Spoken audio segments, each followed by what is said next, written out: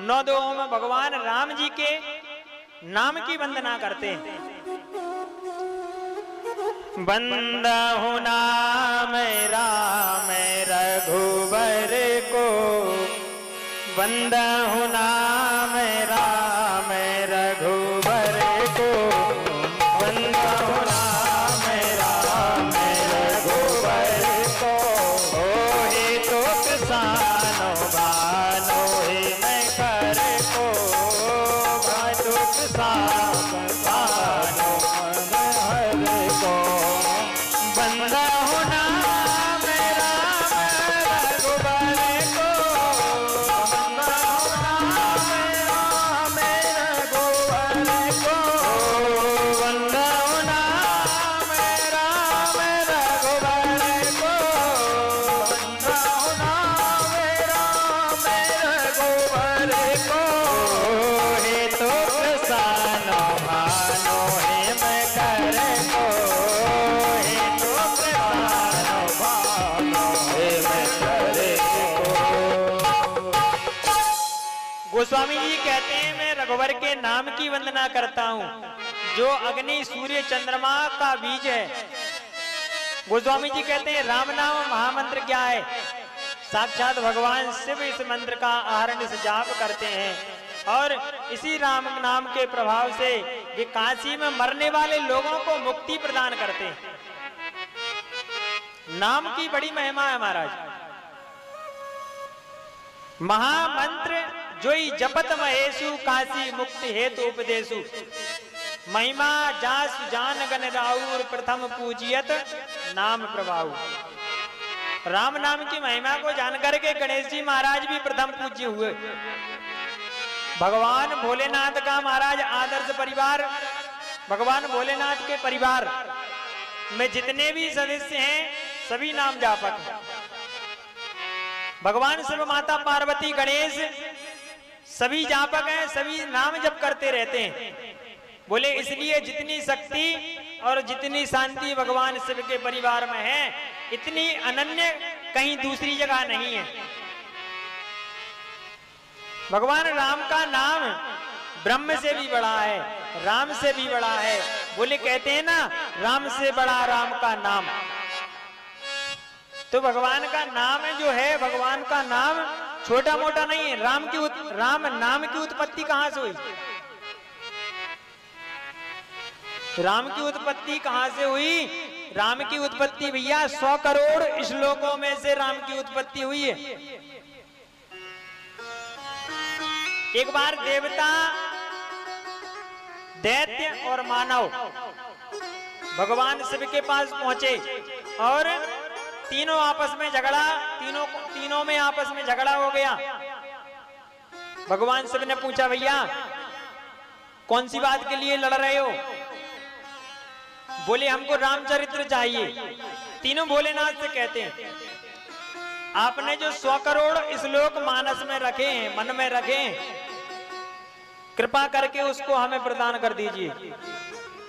देवता कह रहे हैं हमें दे दो, दैत्य कह रहे हैं हमें दे दो, मानव कह रहे हैं हमें दे दो। अब आप विचार कीजिए कैसा अद्भुत है ये रामचरितमानस कि देवता और मानव तो छोड़ो, दैत्य भी इसे लेने के लिए और पीने के लिए, सुनने के लिए लालायत रहते हैं।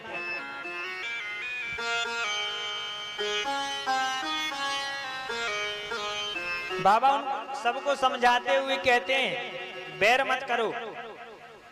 भगवान शिव का भी ऐसा सुंदर चरित्र है कि उनके पास में अगर जो कोई पहुंच जाए तो बैर भाव वहां पर समाप्त हो जाता है।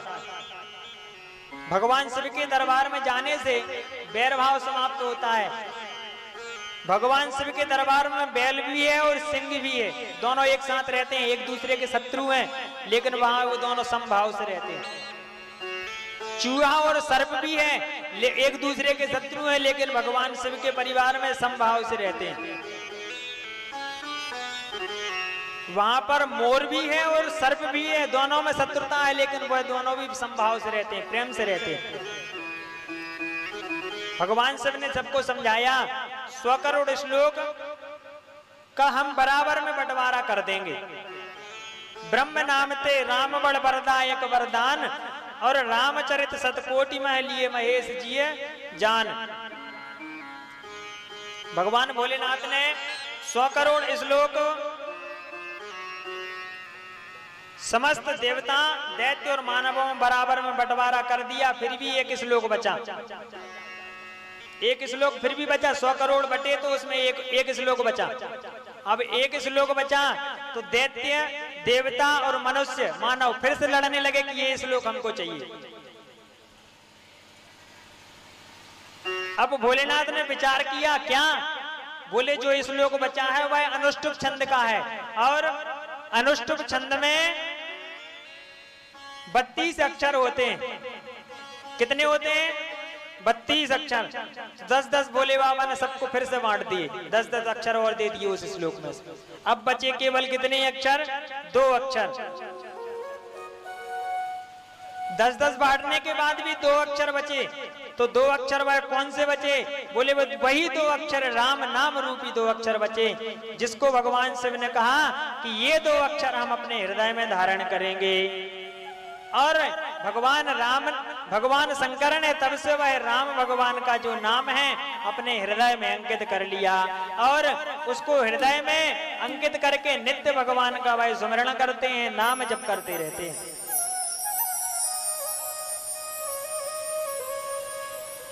भगवान श्री राम का जो नाम है वह निर्गुण है, ब्रह्म से भी बड़ा है, स्वयं राम से भी बड़ा है।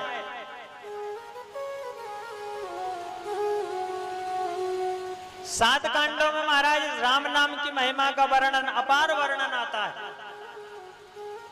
गोस्वामी जी कहते हैं कि नाम सगुण ब्रह्म से भी श्रेष्ठ बतलाया गया है। राम का जो अवतार है ना ब्रह्मांड में होता है, और नाम का अवतार इस पिंड में होता है। राम जी ब्रह्मांड में अवतार लेकर के जो जो काम करते हैं उनका नाम इस पिंड में अवतरित होकर के सारे कार्य बड़ी ही कुशलता से कर देता है। विचार करें कैसा नाम राम से बड़ा है भाई। राम से बड़ा राम का नाम कैसे हो गया? बोले राम एक तापस तिय तारी, और नाम कोट खल कुमति सुधारी। भगवान राम ने केवल अहिल्या का उद्धार किया जो पत्थर की बन गई थी, लेकिन नाम ने ना जाने कितने लाखों करोड़ों का उद्धार कर दिया। दुष्टों की बुद्धि जो बिगड़ी हुई थी उसको सुधार दिया। अयोध्या कांड और अरण्य कांड में महाराज दंडक बन प्रभु कीन सुहावन, जनमन अमित नाम किए पावन। वन शब्द से यहाँ अयोध्या कांड अभिप्रेत है, क्योंकि भगवान का वनवास अयोध्या कांड में ही होता है। रघुनाथ जी ने सबरी, गीध आदि उत्तम सेवकों को ही मुक्ति नहीं दी, परंतु नाम ने तो अनेकों को, अनगिनत लोगों को मुक्ति प्रदान की, दुष्टों का उद्धार किया है। सबरी, गीध आदि को मुक्त करने की कथा अरण्य कांड में गोस्वामी जी कहते हैं कि रघुनाथ जी ने तो उत्तम सेवकों को अपनी कृपा से मुक्ति प्रदान करी है, और स्वयं मुक्ति के अधिकारी वो बने हैं। लेकिन भगवान का जो नाम है ना अनगिनत खलों का उद्धार कर चुका है। किष्किंधा कांड एवं सुंदर कांड में भी बतलाते हैं, राम सुकंठ विभीषण दो, राके शरण जान सबको। राम जी ने किष्किंधा कांड में सुग्रीव जी को अपनी शरण में लिया, सुंदर कांड में विभीषण जी को अपनी शरण में लिया। यह प्रसंग सब जानते हैं, परंतु नाम ने तो महाराज अनेक गरीबों पर कृपा कर दी। उसका आश्रय कोई नहीं, जिसका आश्रय कोई नहीं था उसका आश्रय नाम बना। इस प्रकार महाराज इस नाम की महिमा है। तो महाराज ये जो नाम है ना,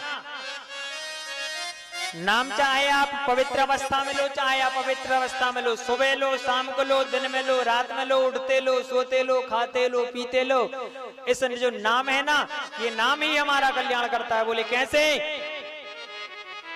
अरे भाई को भाई अनखे आलस हूँ, भाई को भाई अनखे भय कर हूँ, भाई को भाई अनखे आलस हूँ, भाई को भाई अनखे आलस हूँ। नाम जपत मंगल दिशि दस हो, नाम जपत पंकज रस करो भाय कुभाय अनक आलस हो भाय